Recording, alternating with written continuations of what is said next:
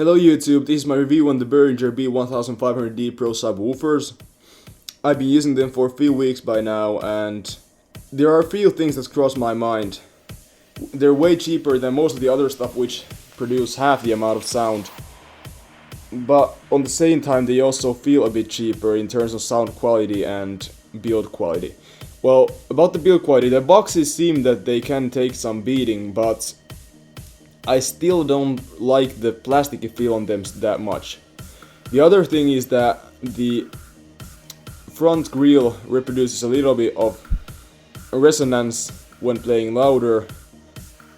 The sound quality is good, but not great.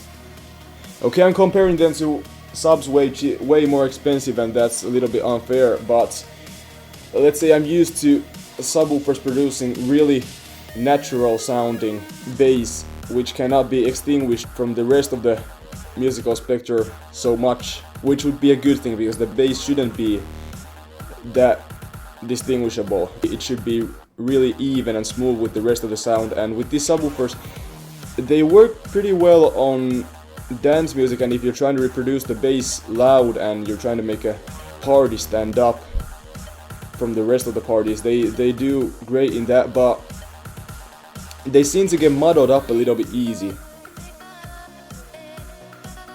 The big thing is that it really depends on how much money you're aiming at putting at the subwoofers, because well, if you have more, I look for something else, or wait for the new Behringer IQ lineup to come out. They're doing those in association with turbo sound, and that's really exciting. On the other hand, if you don't have that much money and you're just trying to look for something that can make your PA setup stand out from the rest of the, well, say cheaper setups, these are great for you. Outdoors you would need quite a bunch of them, because you can, as I said, you can't play them so loud that you want to. You can't turn the volume knob up all the way until the peak light comes up, because at that point the bass will already be muddled up. It won't be sounding good. These are best used when you don't have to push them to their limits, when your current setup is already sufficient but not that good, and you just want a little more bass. Then these are good for you. You can make the bass sound much greater, and I'm pretty sure that paired up with the Neo 815s or 812s, they sound pretty great at lower sound pressure. But when, as I said, when you try to crank them up to the top, you'll lose the cutting edge of the bass. You'll lose the detail and the quality. I'm not sure. I've been thinking of sending these back. They have at Thomann they have the 30-day money back guarantee, and I've been thinking about sending them back and waiting for the turbo sound speakers used to come out. But I like the subwoofers and I'm pretty happy with them, but not as happy as I hoped I would be. I was waiting for something a little bit more. And I'm not saying they're bad subwoofers, I'm just saying that there are subwoofers not that much more expensive that are louder and produce better sound quality.